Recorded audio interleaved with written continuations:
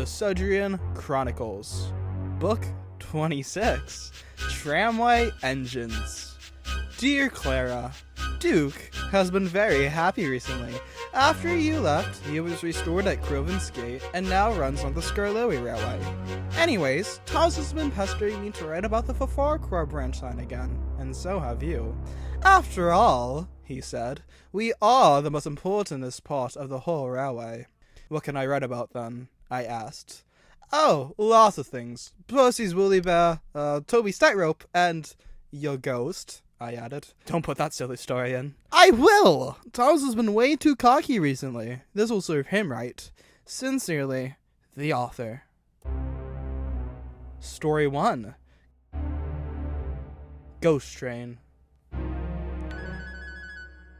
And every year, on the date of the accident, she runs again, plunging into the gap, shrieking like a lost soul.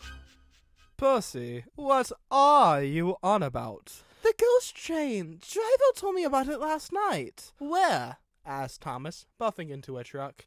The two and Toby were up at Farquhar Quarry. More orders had been placed than ever before. Toby usually ran it by himself, but the work had become too much. Thomas and Percy had come up to help him early that morning.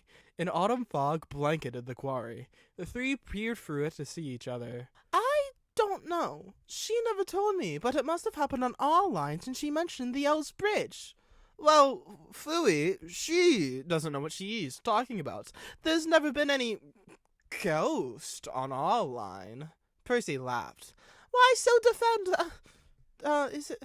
defend stick, Thomas? Are you scared? Me? Scared? Of some ghost? Pah! Toby laughed alongside sweatily. Having family issues? Shut up! Zipped Thomas. You two are just silly little engines. Your driver doesn't know what she's talking about. I do, snarled Percy's driver, Rachel Madison. I watched a documentary on the bridge's history last night. Some engine derailed on it after another's boiler explosion. See, some television thingy. Not real. But documentaries are... And Thomas wheezed out of the quarry. Hey, Thomas, get back here. I need your help, panted Toby as he shunted a long line of stone trucks for the little blue engine to take away. But he is too far gone. We must have struck a nerve. Oh well, guess I'll have to take it down myself. Wait, Toby, no, scoffed Percy. I can help you. Tell me what you need and I'll bring it down. We don't need that fuddy-duddy Thomas. All right. Here, said Foreman Fabian, walking up to Percy and Toby. We need 40 trucks down to the harbor by tonight. 10 left at both Ellsbridge and Knapford Junction, and 3 at Crow's Farm. Crow's Farm? Asked Percy. What does a crow need stone for? They're building a new farm, he said. We need to get them stone for the base of the foundation. Oh, remarked Percy. How about you take the train down to get a feel for the trucks again? Alrighty. So Percy coupled up to the 3 stone trucks, and he set off down the line. The trucks were very noisy. They were rough and banged around and sang rude songs. Percy was used to them. He had quite the predicament with them once before. He made sure to handle them with care as he eased his way down the line. He soon arrived at Crow's Farm. It was harvesting season, and the hay was being cut down. Wind came up through the cutting of the valley from the sea. It blew the hay in the field gracefully. The wind thundered against Percy's boiler, making it most uncomfortable. Percy had to make sure to be careful as he pulled into a little siding. A large windmill sat beside the line, blocking the hay from hitting him. Thank you, Mr. Windmill, chirped Percy as men surrounded the trucks and began to unload stone. They threw them into wagons and pushed them down a dirt path through the field. In the distance, Percy saw men digging a hole and a frame for a barn, unloading the stones by the side of it. Suddenly, a scrawny boy was pushed around the windmill, berated by a man. Now go up to Callandownell and get me that limestone, yelled Mr. Crow. The boy stammered as he waddled up to a tractor. Terence, tied to a cart. Is he all right? Asked Percy to Rachel. Oh, Sammy, he's Mr. Crow's son. I'm sure he's fine. He asked me for my number last week. What did you give him? Snickered Aaliyah Finnegan, Percy's fireman. 7. They both cackled with laughter. Sammy brought Terence and the cart around. Hello, Terence. Hello, Mr. Crow's son, chirped Percy. Hello, Percy. Lovely day for it, sang Terence. Oh, yeah, stammered the boy. taken aback from the talking steam engine talking to him. You don't seem alright. Mr. Crow seemed mean. Yeah, I crashed the Porsche last week. He's been making me work on the farm for payment and isn't letting me drive any real vehicles, he snickered. I'd like to consider myself a real vehicle, sighed Terrence. How can you drive a Porsche? I thought they were attached houses. Sammy looked at Rachel and Aaliyah. Hey, you, he shouted at Rachel. 7 didn't work on the phone. How about you take me on a ride on that train of yours instead? Rachel scoffed and walked back into Percy's cab. Sammy winked, then looked at Aaliyah. You? Without a word, she raised her middle finger. Sammy almost fell off Terrence, then slowly rode away. What does that mean? Asked Percy. I wished them a good day, said Aaliyah, and smugly walked back into the cab. Percy and Toby had a busy day, carrying around the stone trucks up and down from Farquhar Quarry to Nafford Harbor. All the while, the thought of Ghost lingered on Percy's mind. He coasted effortlessly. The train of trucks trundled behind him easily. Evening had come, and Percy was pulling the last stone train down to the harbor. The sky was full of orange and violet hues before vanning into a dreamy purple. Percy liked pulling the night trains, whether it was his mail or not. The trucks snoozed behind him quietly. He was thankful for that. The tracks hummed cheerfully under his wheels, and signal lights changed to green as he approached.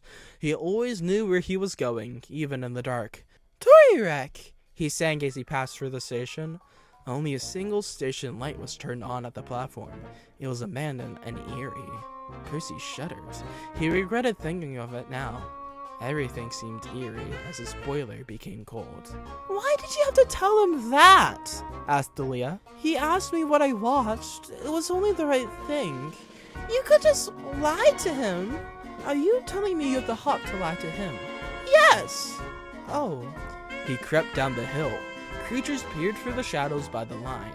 Haystacks seemed to have ghoulish faces as the shell of Crow's farm tried to jump at him.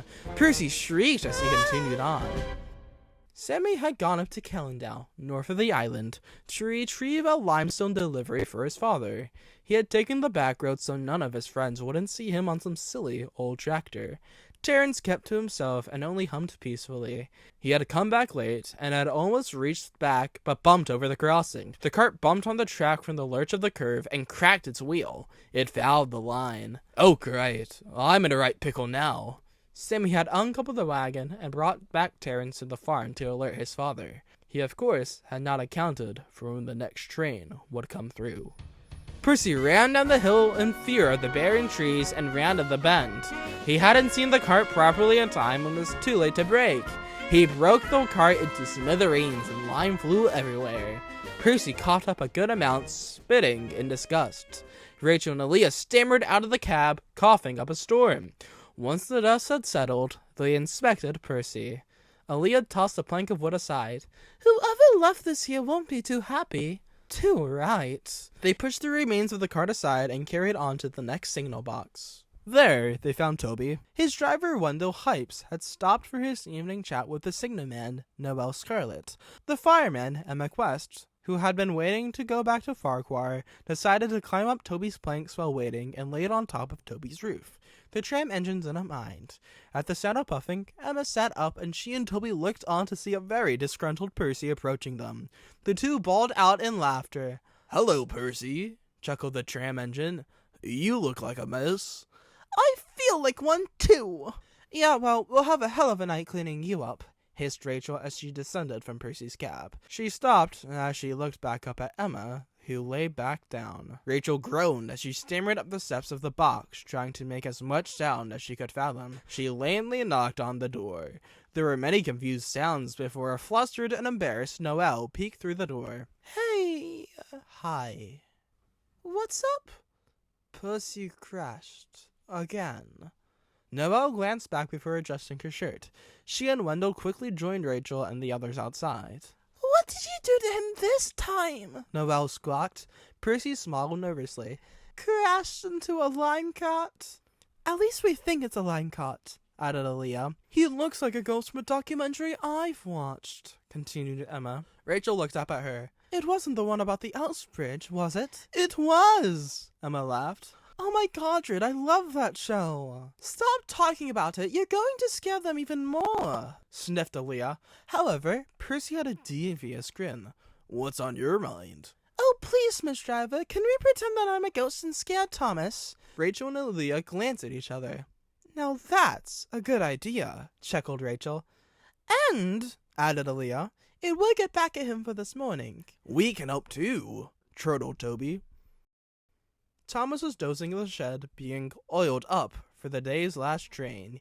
He dozed warmly in his shed when a bang burst through the doors and Toby thundered in. Thomas struggled awake as Toby came in, swaying his bell back and forth, alarming the tank engine.